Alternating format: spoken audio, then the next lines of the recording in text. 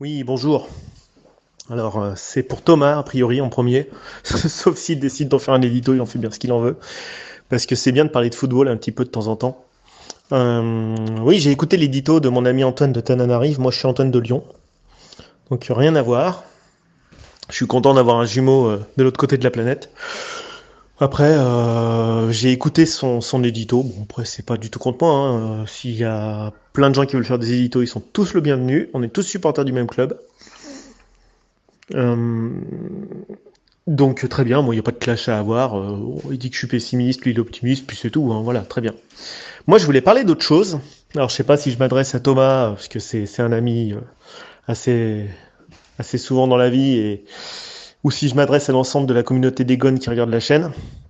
Moi il y a un truc qui me revient beaucoup en tête en ce moment, c'est quel est l'impact de l'entraîneur. Parce que finalement on parle de Garcia, on parle de Peter Bosz, on a parlé de Juninho, on parle de Deschamps, on parle de Luis Enrique, on parle de tous les entraîneurs.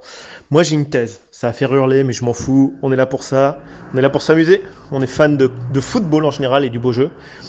J'ai vu la Ligue des Nations, comme vous, j'ai adoré cette compète. Remplacer les matchs amicaux par une compète comme ça, bah, c'est génial. C'est peut-être une petite compète pour le moment. En tout cas, ce que je vois, c'est que c'est comme le Portugal et la France qui l'ont gagné. Qu'en première édition, on a eu un Portugal-Pays-Bas et qu'en deuxième édition, on a eu une finale France-Espagne, qui évidemment c'est une ligue fermée, enfin semi-fermée, parce qu'il y a de la première division à la quatrième division, et seul le premier des 4 groupes de première division a accès aux demi-finales. Mais bon sang, qu'est-ce que c'était bon ces matchs. Qu'est-ce que c'était bon. Moi, j'ai pas vu la petite finale, j'ai vu les 2 demi et la finale, mais ah non, mais là c'est le football qu'on aime. C'est ça qu'on veut voir, les top joueurs qui se tapent dessus. Bon, en gros, pour faire basique, il manquait le Portugal. Puis si on est un peu, on élargit un peu au reste du monde, bah, il nous manquait le Brésil et l'Argentine. Alors ne me taillez pas si j'ai pas le champion d'Asie et si j'ai pas le champion d'Afrique, l'Algérie, c'est un temps en dessous. Bon, évidemment en termes de joueurs. Oui, on aurait pu rajouter l'Argentine, voire le Brésil. Bon, voilà. Sachant que pour moi, c'est quand même en dessous de ces équipes européennes qui restent le graal absolu du football mondial, quoi. Prenez la Coupe du Monde, à partir des quarts de finale, vous avez plus qu'une équipe sud-américaine et puis tout le reste, enfin deux, Uruguay et Brésil. Et puis après, c'est une bataille à partir d'une demi-finale. Souvent, très souvent ces derniers temps, c'est très souvent une bataille entre les Européens qui se tirent la bourre. De temps en temps, le Brésil arrive à sortir son épingle du jeu. De moins en moins souvent, à part 94 et 2002, de moins en moins souvent le Brésil s'en sort. Le football connaît son épicentre, on le sait très bien en Europe. Tant mieux pour nous, nation européenne, c'est le top. Et cette Ligue des Nations, c'était le top, avec des super buts, des super joueurs. Moi, par contre, voilà, j'ai un thème à aborder. Je lance ça, on s'en fout, c'est pas l'OL, hein, c'est en général. Moi, je parlais à Thomas un jour, je dis, les coachs, à quoi ils servent? Ils servent honnêtement à faire un 11. Il faut un 11, les mecs. Et après, il faut rentrer des mecs. Mais vous voyez, les coachs, ils gueulent à fond au bord des terrains, comme des putois. Ouais, ouais, ouais, ouais, mets-toi là, mets-toi. Vous savez qui c'est sur le terrain? Les chefs, c'est les joueurs. Hein. On peut se faire du 3-5-2, du 4-4-2, du 4-3-3, du 4-2, 4-2-3-1, du 4, ce que vous voulez, du, du 3-2-5-1. Non mais peu importe, on s'en fout. Ça change rien. À un moment donné, ceux qui sont sur le terrain, qui écoutent ou pas les consignes du coach, ce sont les joueurs. Peter Boss, Antoine a dit, l'autre Antoine, enfin pas lui, hein, en l'occurrence parlait de moi, a dit que les joueurs, Peter Bosch, je disais en gros que Peter Bosch n'était pas responsable du placement des joueurs. Voilà ce qu'il me reprochait. Évidemment, évidemment. Peter Bosch, il a beau nous planter sa philosophie tactique, elle n'est pas appliquée par ses joueurs. Luis Enrique, tout Luis Enrique qu'il est, c'est pas lui qui a décidé que Jérémy Pinault, que Aranzabal, que Gavi sortait des centres de formation de la Real Sociedad, de Villarreal, du Barça. C'est pas lui qui décide ça. Hein. Le football tel qu'il est pratiqué dans les écoles de foot en Espagne fait de grosses techniques de contrôle de balle rapide, beaucoup plus rapide que la moyenne, c'est pour ça qu'ils sont très forts, avec des contrôles précis, orientés, avec un temps d'avance sur ce qu'ils vont faire du ballon ou pas. C'est le football espagnol, c'est pas Luis Enrique qui va le décider ça. Moi j'ai beaucoup de mal, les coachs, j'ai beaucoup de mal à croire qu'ils ont une énorme influence. Beaucoup de mal. Évidemment l'équipe de France, si Benzema ne revient pas, on ne gagne pas la Ligue des Nations. Évidemment, si on n'a pas un leader de vestiaire comme Pogba, on ne gagne pas la Coupe du Monde. Évidemment, si on n'a pas un gardien de but du niveau d'Hugo Lloris, on ne gagne pas le match hier. Ce sont les joueurs qui sont responsables. Allez, je vais faire hurler, mais je m'en moque à 95% de la performance. L'entraîneur, où il a une responsabilité, c'est qu'il, comme son nom l'indique, il entraîne l'équipe. Il entraîne l'équipe, entraîneur, et le sélectionneur, il sélectionne l'équipe. Ensuite, c'est lui qui décide du 11, voire des 5 changements qu'il a. Ça, c'est vrai. L'impact, quand les joueurs sont concentrés, focus sur des actions, il s'atténue. Il peut être là en début de match, mais au fil du temps, il y a une opposition en face. On n'applique pas les concepts comme on le veut, du fait de la qualité de l'opposition, de la forme du joueur du moment. Il y a des soirs, on pète le feu, puis il y a des soirs, on est un peu à côté. Voilà. Luis Enrique peut nous raconter ce qu'il veut. Ils étaient 7 dans la surface quand Benzema il met sa lucarne opposée, c'est le geste parfait. Il n'y a rien d'autre à faire. Il n'y a rien d'autre à faire. Le gars il fait le geste parfait. Contrôle externe, lucarne opposée. 7 dans la surface avec le gardien. 7 Espagnols. Oui, bien entendu, ils avaient des consignes de ne pas se projeter trop, l'Espagne, contrairement à l'Italie, parce que l'Italie, ils ont regardé jouer. Mais bon, l'Italie n'a pas la densité physique de l'équipe de France. Donc je savais que la pire équipe pour perturber l'Espagne, ça serait la France, parce qu'au défi technique, ils ont posé le défi physique. Et technique. Donc c'était la pire équipe pour l'équipe d'Espagne. L'antidote de l'équipe d'Espagne, c'est l'équipe de France. Vous pouvez faire 10 fois ce match, la France va le gagner 7 fois. Pourquoi ? Parce que l'équipe d'Espagne, ils sont dans leur jardin quand ils font contrôle, passe, taki, taka, taki, taka. La France, ils vous font pas faire taki, taka. Au bout de 3 fois, vous allez prendre un tacle. Hein. Ça va pas marcher 10 fois. Vous allez vous manger un pressing.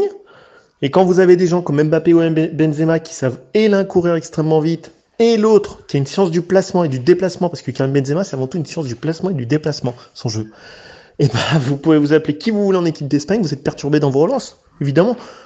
Donc, ils n'ont pas fait ce qu'ils ont fait contre l'équipe d'Italie, qui a été surprise. Alors, Mancini, peut-être que c'est un super coach. En tout cas, son équipe, il n'a pas les joueurs, avec un Verratti qui n'est pas au niveau, un Barella qui n'est pas au niveau, il n'a pas les joueurs pour pouvoir dominer l'équipe d'Espagne, évidemment. D'ailleurs, Kevin De Bruyne l'a dit, on n'a pas le top 22 de l'équipe d'Italie et de l'équipe de France. Voilà, donc moi, le coach, je l'avais dit à Thomas au mois de juin, j'ai dit, je relativise. Oh, tu peux me ramener qui tu veux après Garcia, on s'en fout. À un moment donné, ceux qui ont leur destin entre leurs mains en championnat, ce sont les joueurs. Bien sûr qu'il peut y avoir des crises dans les vestiaires, comme il y a eu avec Marcelo. Bien sûr que Pogba, à la mi-temps de France-Belgique, il peut gueuler parce qu'on perd 2-0 avec Hugo Lloris. Mais à un moment donné, c'est bien, mais quel impact sur une saison complète ? Les joueurs, c'est eux sur le terrain. Faut jamais l'oublier. Jamais, jamais, jamais, jamais l'oublier. On nous a dit Raymond Goethals, 193 avec Marseille, mais c'est Boli qui met la tête. Abedi Pelé, il le frappe rentrant comme ça, mais qui c'est qui met la tête ? C'est pas Raymond Goethals, c'est Boli. L'entraîneur a un impact limité, extrêmement. C'est hyper tributaire de la qualité et de l'envie et de la forme des joueurs. Le paramètre physique, le paramètre mental et le paramètre talent sont les 3 paramètres du football. Vous avez de la chance d'être plus ou moins en adéquation. Évidemment, le sélectionneur qui a fait le meilleur job ces dernières années, pour moi, c'est clairement Jamel Belmadi. Parce qu'avec la DZ, il a réussi à faire quelque chose. C'est qu'il a réussi à construire une équipe. Alors évidemment, il y a Riyad Mahrez, mais il n'y a pas que Riyad Mahrez. Moi, j'ai vu Algérie-Niger, il n'y a pas que Riyad Mahrez dans l'équipe. Loin de là. Loin de là. C'est qu'à un moment donné, vous avez aussi une génération qui arrive à plus percer, des joueurs aussi qui sont moins tentés peut-être par la sélection française, qui seraient peut-être moins allés comme il y a quelques années Benzema y allait par exemple. Voilà. Aujourd'hui, les joueurs qui jouent pour l'équipe d'Algérie se questionnent, ceux qui ont la double nationalité. Il y a aussi une génération qui est beaucoup plus dorée, qui a beaucoup plus de talent qu'avant. Alors peut-être un peu moins en avançant parce que c'est Slimani. Mais évidemment, vous avez des joueurs bourrés de talent. Et Jamel Belmadi, il a réussi à construire une équipe. Après, évidemment, vous êtes aussi tributaire du talent et de l'envie des joueurs. C'est évident. Là où Jamel Belmadi, il est intelligent, et c'est pour ça que le coach, là aussi, peut avoir une responsabilité avec la Fédé, c'est que dans ces 32 matchs, je crois que c'est 32 matchs, c'est le record en cours de matchs sans défaite, ils ont rencontré seulement, je crois, 2 équipes, une équipe asiatique, le Qatar, et une équipe d'Amérique centrale, le Mexique. Autrement, c'est 0 équipe européenne. Évidemment, l'Algérie, s'ils rencontrent les équipes de la Ligue des Nations, ils vont sur 4 matchs, il y aura 2 ou 3 défaites. Ils sont pas fous. Mais ils construisent un capital confiance pour la Coupe du Monde. Donc là, je peux concevoir l'impact d'un Jamel Belmadi sur la sélection algérienne. J'ai conçu un impact dans l'approche des compétitions, par exemple, que peut avoir Didier Deschamps, mais dans le match, Il n'y a rien. C'est les joueurs et eux seuls. Si à un moment donné, les joueurs, ils déraillent, et le coach, il peut rien faire. Il a le droit à 5 changements, donc là, il a une part de responsabilité. Mais à un moment donné, c'est les joueurs, ils sont sur le terrain, c'est leur prêt, c'est à eux. Et à un moment donné, quand Pogba, il prend la tête de Pavard, ça a plus d'impact que ça soit Pavard, que ça soit Deschamps. Voilà, il faut tenir compte aussi, dans le 4e paramètre, en dehors du talent, de l'aspect physique et de l'aspect mental et motivationnel, il faut tenir compte de l'aspect où en est mon adversaire ce soir-là. Évidemment que la France, ils ont regardé, les joueurs, ils ont regardé le match Italie-Espagne. Ça se voit. Tu vas pas laisser Gavi, Busquets s'amuser tout le long au milieu du terrain. Et pourquoi Pogba, quand il prend un jaune à la 50e minute, il hurle, à votre avis? Pourquoi il hurle? C'est simple, parce qu'il peut pas mettre un deuxième taquet où il se reprend un jaune. D'ailleurs, il était limite, quand il refait un tacle 3 minutes après, si ça passe pas, 2 cm plus loin, c'est rouge. Voilà. Par contre, l'arbitre, pour moi, il a plus d'impact dans le football moderne que l'entraîneur. Je vais vous expliquer un truc, vous allez peut-être hurler. L'arbitre d'hier, il aurait dû mettre 3 jaunes aux Espagnols. Dès le début du match, ils ont été en grande difficulté, l'Espagne. L'arbitre les a remis en selle, pourquoi? Parce que Gavi, Busquets, ils multipliaient les fautes. Ils étaient dépassés dans l'impact physique, ils se sont fait secouer. D'ailleurs, Gavi, hier, il s'est fait sérieusement secouer physiquement. Après, c'est ses premiers matchs en pro, mais bon, très bien, super, le gamin. Là, il s'est fait secouer par Tchouaméni et Pogba, parce qu'ils sont très techniques et très physiques. Lui, il est surtout très technique, mais il n'est pas physique. Donc, à un moment donné, ils étaient dépassés, ils faisaient des grosses fautes qui méritaient des jaunes. Mais comme c'était le début du match, l'arbitre allait s'écouler. Mais quand Pogba a fait la même sur Busquets qui mérite un jaune, là, il met des jaunes. Donc, les Espagnols ont pu, par ce laxisme arbitral, donc de jugement, ils ont pu faire des fautes, quitte à ne pas avoir de carton, parce qu'ils ont quand même fini, je crois, avec un seul jaune, si je ne me trompe pas, alors qu'ils auraient dû en finir avec 3 ou 4. Mais quand vous avez un jaune et que vous êtes au milieu de terrain, pour ceux qui ont joué au foot, et vous refaites une semelle, vous refaites une faute, vous avez un deuxième jaune. L'Espagne a profité des erreurs de Bonucci. Ils sont pris un jaune, plus un jaune, un rouge, c'est fini, il n'y a plus de match. Donc, il faut faire attention, l'arbitre a un impact. L'équipe d'Espagne au milieu de terrain n'aurait pas pu jouer de la même manière, aussi agressive, si c'était très rapidement pris un jaune à la 5, 6, 7e minute où ils étaient complètement sous l'eau, ils ne touchaient pas un ballon l'Espagne. Et là, ils auraient dû lever le pied. Et donc, ça change le match. Donc moi, Peter Bosz, que vous voulez, oui. Ça, c'est aussi de la communication du club. De nous dire, on a Peter Bosz, on a machin. Non, attendez, Peter Bosz, c'est pas lui qui est sur le terrain. Si aujourd'hui, on est sur une projection de 52 points, je me suis trompé la dernière fois, on n'est pas sur une projection de 58, mais on a 13 points au bout de 9 journées. Si on fait 9 x 4, on arrive au bout, on arrive à 38. Si on fait 13 x 4, on est sur 52 points. Évidemment, on a perdu Memphis Depay en attaque. Le mec qui a mis 20 buts l'an dernier. On a un joueur comme Moussa Dembélé qui n'a pas joué quasiment pendant 6 mois. Évidemment, la fracture de fatigue, c'est assez logique qu'elle arrive. De toute façon, je l'avais dit à Thomas, tu vas voir, quand il va revenir, ils vont nous rendre un cadavre. Sans être méchant. On a perdu Moussa Dembélé parce qu'on a foutu Depay dans l'axe. Dembélé, il s'est barré à Atletico, il a joué quoi, 40 minutes. Évidemment que le mec, il peut pas enchaîner la saison d'après. Donc on a perdu 2 saisons à pas mettre Moussa Dembélé. Voilà, Slimani qui a pas beaucoup joué et qui est rentré dans la rotation, il se blesse aussi, c'est normal. Alors là, il a mis 2 buts avec l'Algérie, super, bravo pour nous et bravo pour l'Algérie. Heureusement, il va vite revenir parce qu'on a besoin. Parce que mettre Paqueta en neuf, comme le dit Antoine de Madagascar, non, parce qu'on perd de l'influence au milieu de terrain. Et tous jouent au milieu de terrain. Si votre milieu de terrain, il tient, vous tenez. S'il tient pas, vous tenez pas. C'est aussi simple que ça, c'est la loi du milieu. Football, ça se joue au milieu de terrain, ça se joue nulle part ailleurs. Voilà. Alors après, qu'est-ce que vous avez devant? L'équipe d'Espagne, ils ont ni Benzema ni Mbappé, c'est la différence. Ils ont des super ailiers, mais ils n'ont pas d'avant-centre. Ils ont Moreno, mais autrement, ils n'ont pas d'avant-centre de ce niveau-là. Voilà, c'est aussi simple que ça. C'est pour ça qu'ils perdent hier. Voilà. Donc voilà, je voulais faire un petit topo sur à quoi sert un coach. Moi, honnêtement, allez, 5 à 10% d'influence pendant le match. J'ai pas dit. Je vous ai cité Belmadi, je vous ai cité Deschamps, qui sont un bâtisseur pour l'un, un architecte. Belmadi, pour moi, c'est un architecte, c'est un bâtisseur. Ce qu'il a fait avec l'équipe d'Algérie et ce qu'il a fait avant dans son club d'avant, au Qatar, c'était exceptionnel ce qu'il a fait. Regardez les résultats qu'il a eu avant. Je crois qu'il avait fait 36 victoires et 2 nuls, je crois, au championnat. C'est un bâtisseur, c'est un architecte. Et Deschamps est un peu dans ce profil aussi, architecte. C'est un créateur, c'est pour ça qu'il est sur le long terme, l'équipe de France aussi. C'est des profils assez similaires. Là, ils peuvent avoir un impact dans l'approche des compètes, dans l'approche de la création d'une équipe et tout. Après, sur le terrain, c'est les joueurs, c'est personne d'autre. Donc Peter Bosz. Oui, à un moment donné, Guimarães, il va nous sortir quand une grande performance comme il les a sortis quand il est arrivé. Moi, c'est ce que j'attends. Les gens me disent, ouais, Guimarães, machin. J'en parlais avec Thomas souvent de Guimarães. Lui, il passe bien à travers les radars pour le moment. 30 millions d'euros, il n'a pas du tout le rendement en 8 et en 6 qu'on attendait de lui. Franchement, Thiago Mendes, évidemment, il a été fusillé. Notre milieu de terrain, Cacré, il a fait 2 mois exceptionnels, avril-mai d'ailleurs. Moi, je disais, putain, pourquoi il irait pas à l'Euro, ce mec? Tu vois ce qu'il est en train de faire quand même sur le terrain? Là, il est méconnaissable, il court dans le vide. C'est ce que je disais à Thomas, il fait des footings. Moi, j'emploie le terme, là, je suis cash. Allez-y, balancez si vous voulez des insultes, ce que vous voulez, je m'en fous. C'est une chaîne de supporters, on dit ce qu'on veut entre nous. Cacré, il fait des footings. Il presse, pour moi, un peu à l'envers. Je suis désolé pour lui. Alors après, on dit, regardez les pressings à Ligue des Nations, c'est pas les mêmes. C'est pas les mêmes pressings.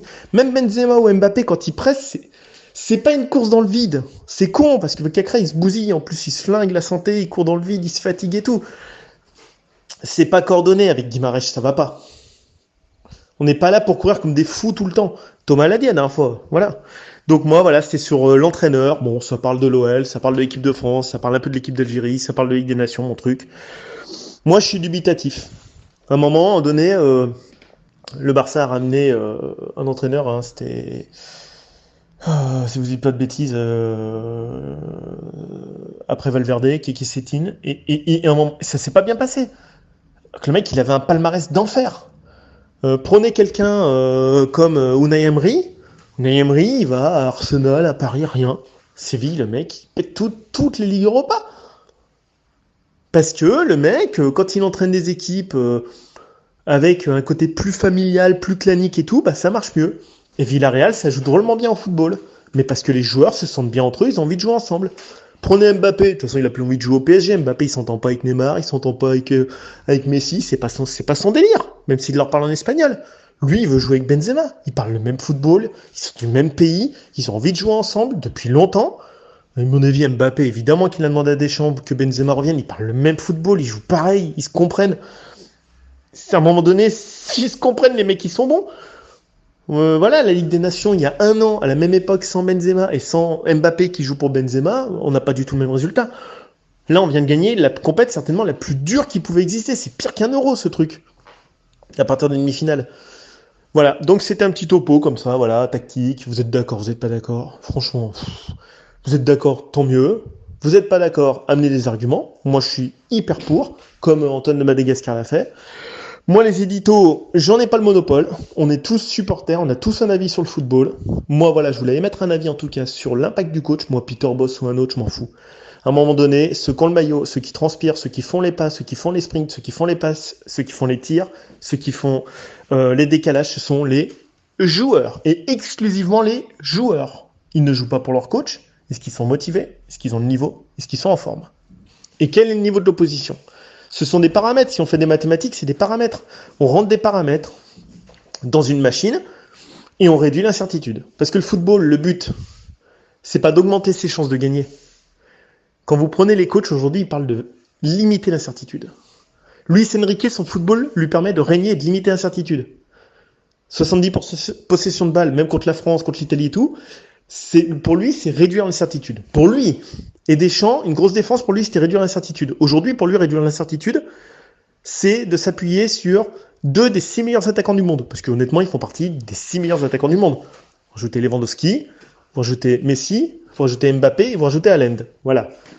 Vous avez ça, plus Mbappé, plus Benzema. Puis après, vous mettrez Harry Kane et compagnie, etc. redescend après. Mais quand vous avez ça, vous savez très bien que c'est pas avec Varane que vous allez gagner une compète. J'ai rien contre Varane, mais c'est pas le top mondial. Là, devant, vous avez 2 des meilleurs attaquants du monde. Des mecs qui vont frapper 2 fois au but hier, il y a 2 fois but. C'est tout. Au top niveau. Unai Simon, il a fait la déco hier dans la cage. Il était là pour la déco. Mais il y peut rien, le pauvre. C'est tellement fort. Benzema, c'est tellement fort en avant-centre. Le mec, il peut tacler un ballon pied gauche en se retournant au milieu de 4 mecs. Et Thibaut Courtois, qui est un super gardien de but, il va se la manger. Parce que c'est le top niveau du football. C'est le gratin. On peut pas faire mieux. Un but comme ça, il y a 2 mecs au monde qui le mettent. Il y a Lewandowski et lui. Dans ce style-là. Après, évidemment, il y a Haaland, il y a Ronaldo. Voilà, des mecs comme ça, c'est extraordinaire aussi. Mais là, on est sur le top niveau. Donc les entraîneurs, ils sont hyper tributaires du talent de leurs joueurs. Je pense que dans les divisions inférieures, division nationale, D2 et tout, il peut y avoir un impact de l'entraîneur. Quand on arrive, plus on monte, moins il y en a. Alors il y en a un qui sert à rien du tout, c'est l'ami Pochettino. Alors lui déjà il parle pas français alors qu'il a joué au PSG, bon peu importe. Mais lui il sert à rien. Alors lui c'est simple, Mbappé s'il lui dit tu vas te coucher, il va se coucher. Enfin franchement il sert à rien. Parce qu'on est arrivé dans un club où là c'est de l'approche psychologique, c'est sentir si le gars il a mis les bons chaussons, ou s'il est bien luné, ou s'il a envie de gagner. Mais ça dépend pas de lui l'entraîneur. Si Mbappé, à la mi-temps, il s'énerve contre la Belgique et il dit attendez les mecs, Polo il a raison, on va défoncer la baraque. Mbappé il va défoncer la baraque, puis il a ruiné les Belges, il les a ruinés. Parce que c'est un mec qui peut ruiner une équipe à lui tout seul. Et ça, c'est une vérité.